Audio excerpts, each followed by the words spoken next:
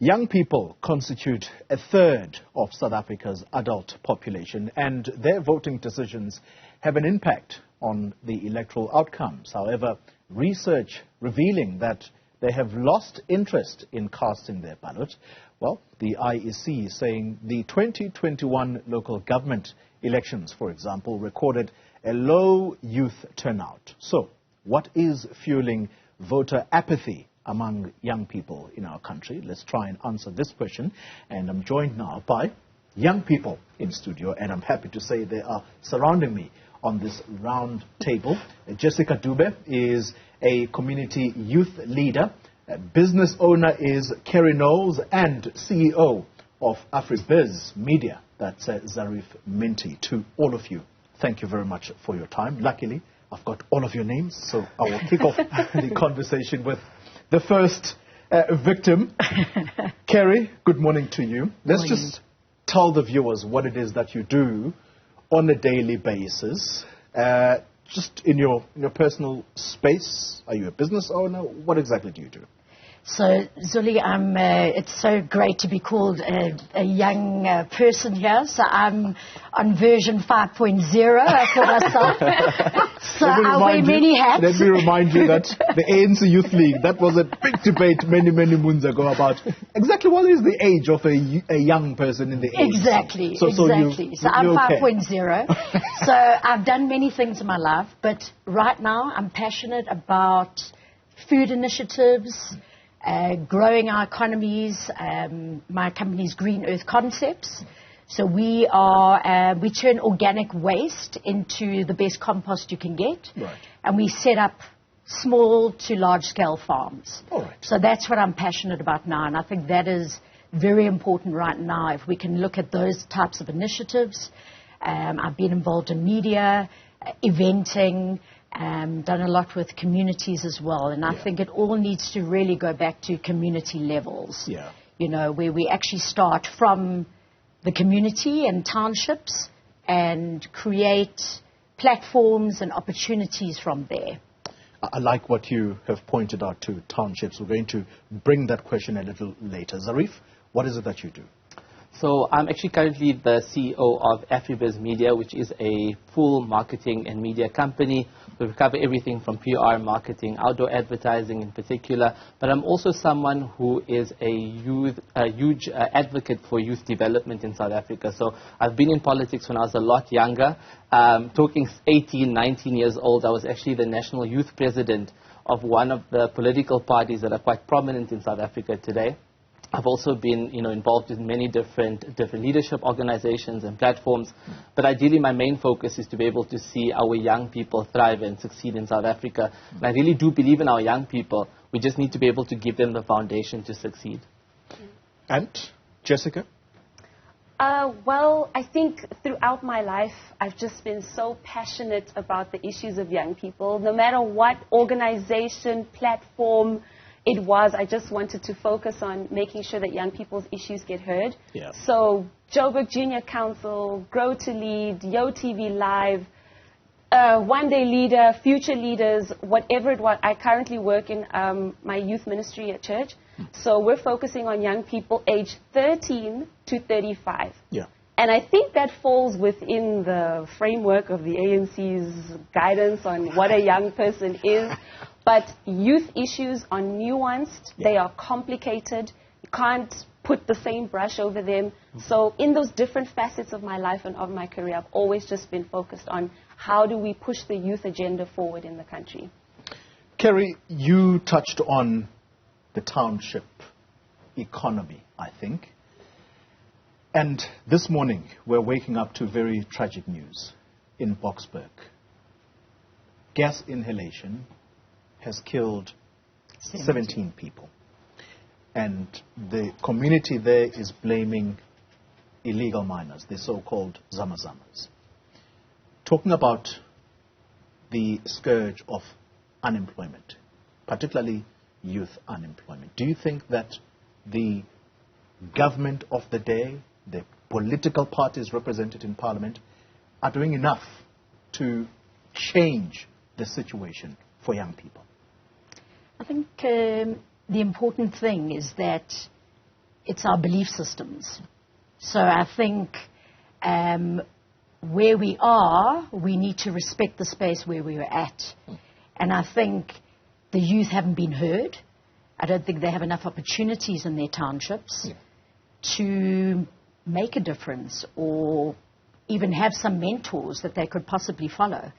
So I think from a government perspective, they need to be on the ground and having feedback from the youth in that community and actually see exactly what issues they are having to face. Zareef, you are someone who is in the media space. Talk to me about what is it that young people are interested in. I'm talking about sectors of the economy and why it is, perhaps, that those sectors that they are interested in are not absorbing them, because youth unemployment is a major issue in our country. Yeah, I think just touching on the current stats in South Africa, right, we have to just look at it and we have to make sense of it. So if we're looking at the national unemployment rate in South Africa, it's sitting at about 32.5% nationally. Yeah. But if you're looking at the youth unemployment rate, we're almost close to about 65 to 70%. That means 7 out of 10 young people are sitting at home unemployed right now, and that's not okay. But we need to look at, many other factors as well when it comes to it. So for example, if you are looking at young people in particular and you're looking at industries like you did mention, there's so many industries in South Africa that we're not putting enough emphasis on. You look at the conventional or traditional way of what people are looking at. We're looking at so many different lawyers, so many different doctors. People are following the same systems, going to university. But we're not spending enough time when we're looking at TVET colleges. I think, a while back, Xoli Mngambi said something many, many years ago when he was still the deputy minister in his portfolio. And he said that we're so silly as South Africans. We're so focused on going to a really nice, prestigious university. We don't understand the value of TVET colleges and what they're going to do for the economy. Same thing with SMMEs in South Africa, right? You look at SMMEs in South Africa, we don't support SMMEs enough like how other countries do. You look at countries like the Netherlands, you look at the US. We're the only country in practically in the world, or in most cases, that works on post-revenue for our young people. So we're going out and saying we're in a third world country. We want young people to go out and make money in a system where it's already difficult for them as an SMME or a small business. Only once you've made money and now that you've actually made revenue, will investors now start looking at your business and start looking at supporting it. So that's definitely the wrong model. When in fact you look at the US, you look at Netherlands, for example, they find young people, they love their ideas, they groom them throughout the process, and they build up businesses that become multi-billion rand businesses. And if you look at those situations, it allows for unemployment to decline, because then people are employing their peers, for example. So when an SMME becomes a medium-sized business and a large business, automatically those communities are getting uplifted and improved in that sense. So it's definitely a lot of work for us to do in South Africa. Yeah. And Jessica, you spoke about, I like how you summed it up, that youth issues are multifaceted. Yeah. But the space of employment or self-employment of young people, if you're not finding a job, why is it that our youth, if I can't get a job, I've been knocking at so many doors, why is it that I turn to drugs as opposed to perhaps channeling my energies on something that will create food for me as a young person? Where are solutions? I think the hardest thing for a young person is dealing with that feeling of being unable to progress with your life. From a young age, you're told, education is your future. So you get educated, you finish your schooling. After that, you are presented with a reality in the world that doesn't match the narrative that you were told in school, that, okay, I'm going to get an education, and then I'm going to get a bursary, and then I'm going to get into those prestigious universities that we were talking about. So it's like the reality and everything I've done is not matching. So what do? I want to feel good. I'm going to drink myself plastered away with my friends. I mean, if you look at, and I'm going to highlight some of the issues in Sebokeng, I think it's deeply troubling for me to see how many young people are on the corners of the streets with nothing to do. Yeah. No future, no place to go. Everything that they have tried thus far has not worked. So it's really painful, and sometimes it's about numbing that feeling. You go on social media, you see the 1% of youth in the country that are affluent. Now you want to do what maybe they are doing. I also just want to feel good. Can I just feel good?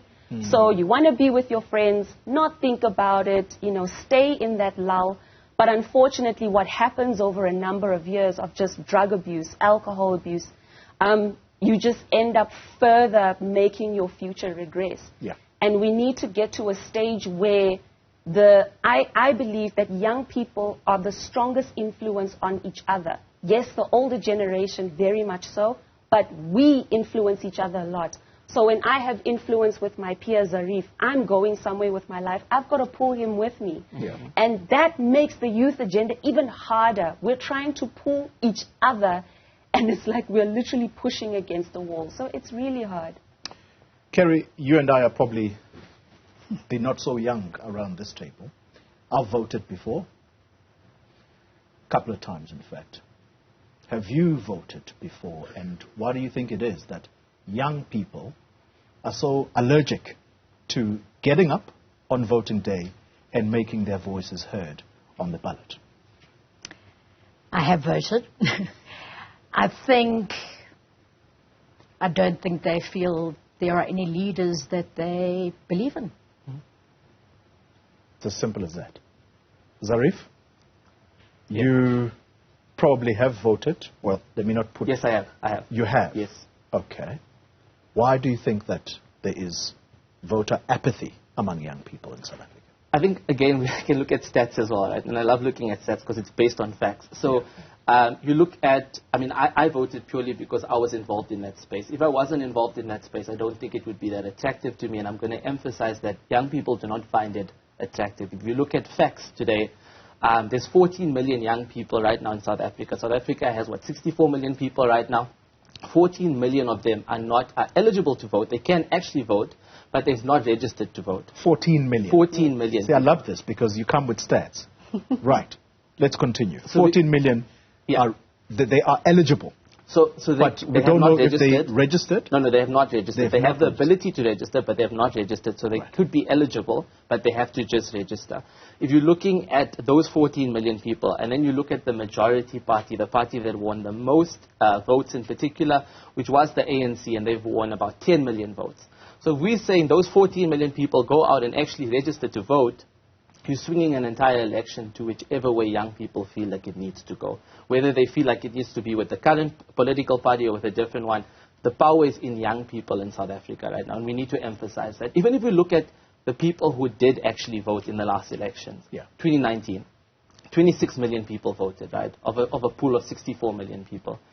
You look at that, there's a young group of people of about 4 million people that voted. Those 4 million people, of which half of the turnout was supposed to actually be, I think, something like 8 million people. So 8 million people registered to vote as young people. Only 4 million of them ended up going to the polls. If you look at the percentage that was the highest there, it was between the ages of 20 and 29. So we're talking about the young corporates, we're talking about the people who just came out of university. Those people hold the power or the voice of where South Africa is headed. But yet, in most cases in South Africa, political parties are forgetting about them. You know what I'm saying? Well, let's drill down then. Jessica, have you voted? Yes.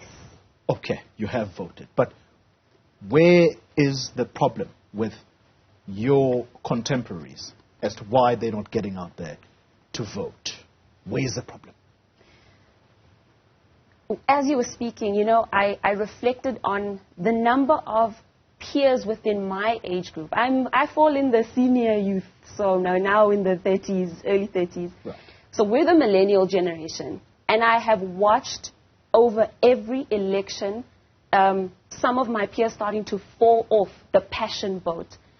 They're just not seeing the link between my street light is off, there's a pothole in my street, I'm not getting the opportunities that I need in the country, and I keep going to put the X on the ballot. Yeah. Where is the link between my X and the change? Where is the link between me waking up that morning, choosing a party, and even the party that I'm choosing, I'm not even sure. It's the link between the action and the effect that is starting to dwindle somehow. And there we have a problem. And young people, especially millennials, and I will say Gen Zs, are socially conscious. It's just politics. You said something, and I love it, allergic.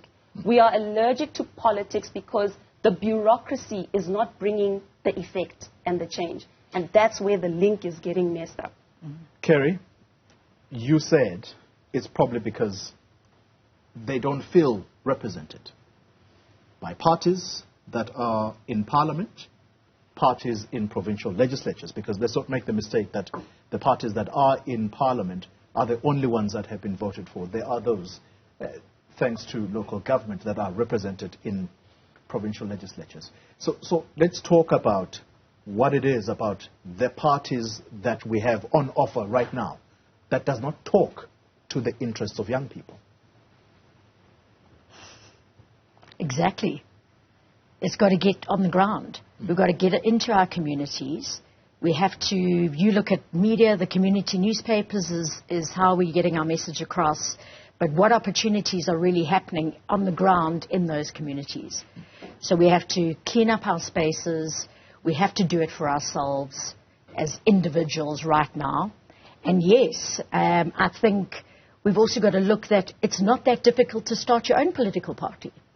You know, 1,000 votes, you can be provincial, I think it is. Sure. So maybe that's what the youth have got to do. Maybe they've actually got to come up with their own party that they believe in, and maybe it has to get onto their community level. And we then need the different generations and the different corporates that are around that community to actually be involved.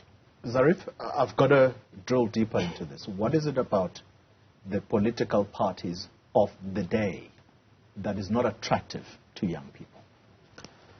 So I think if I'm looking at it right now, right, I think you look at the issues that these different political parties actually look at as issues in South Africa, and a lot of them do not relate to young people. So when we're looking at problems, for example, you look at something like Fees Must Fall, for example, right? Fees Must Fall is a perfect example to use.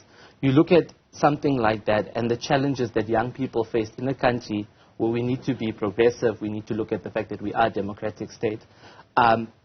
For them to go through such hardships just to be able to be heard by the majority party in particular and other political parties, I think that's an indication of the break in communication between us as young people and political parties. I think we're not being represented. We're not seeing enough role models when it comes to it. I mean, you look at someone like Fasiya Hassan, for example, right? She is part of the ANC Youth League. She was tasked with implementing the Youth League now for the NEC that took place this weekend at Nasdaq. She got the most votes in the NEC because that was the only voice that came out and spoke to young people. Yeah. No one heard about anyone else in the ANC Youth League before that. I didn't know who was the president before that day. Until today, I don't even know what he stands for. I've heard one interview from him, and I'm going to be honest about it because at the end of the day, we are young people. We want to be represented by young people that really care about our needs. And we hear one interview by him, and he speaks more about other political parties. You hear him speaking about Julius Malema, speaking about all these other different people. That's not helping us. We want to know, how are you going to reduce unemployment as the ANC Youth League president? How are you going to change lives? How are you going to bring equality in the country? How are you going to create job opportunities? So stuff like that is important for us. And you look at other political parties, for example, right? Look at the EFF, for example. How many young people are sitting up and speaking out in the EFF? You look at other political parties, the PA, you look at the DA. We need to see more role models for young people. We need to see us as young people representing our youth, and we don't see that enough. You touch on a very interesting word, role models. Are you suggesting, Zareef is somewhat suggesting that, Julius Malema is not necessarily a role model for youth in this country? I mean, he's someone that could be looked at as fairly youthful. Thank you, Kerry and I. But he certainly does talk to a certain amount of youth.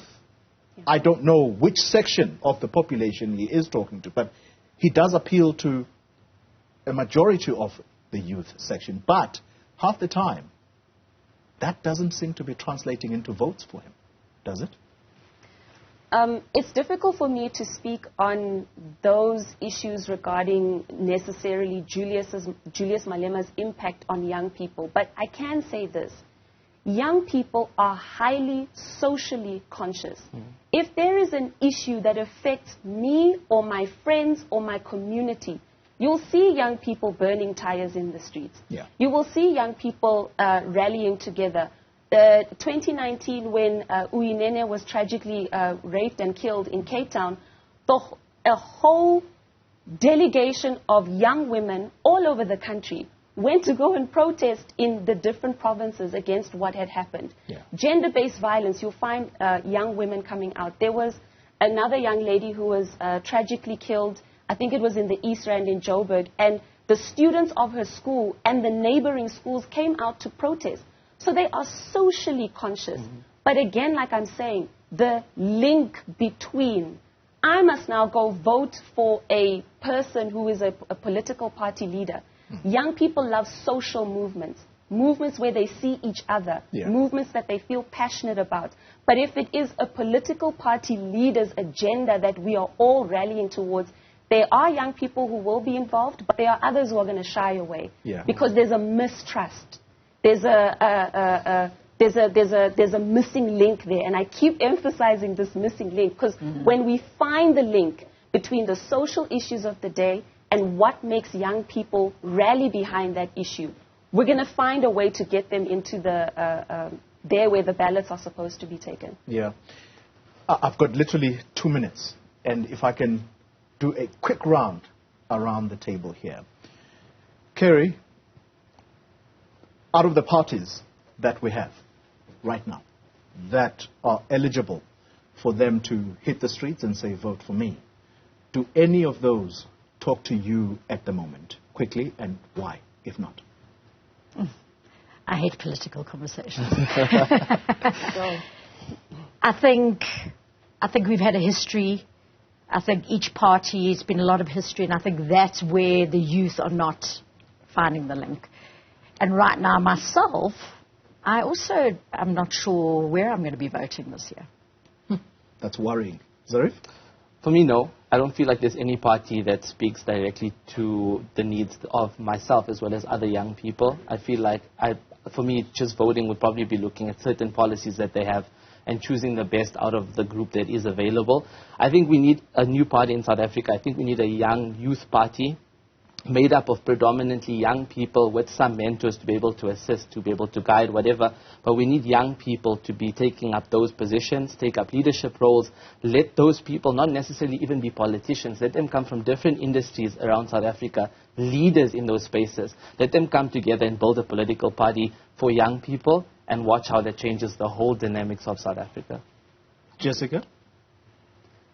The party issue is difficult for me, but I'm waiting for the IEC to take its position as the leader of electoral issues in this country and start going to high schools, start going to universities. Let's make sure young people are registered to vote. Let's make sure that the youngest population in this country understands their role in every social and political issue.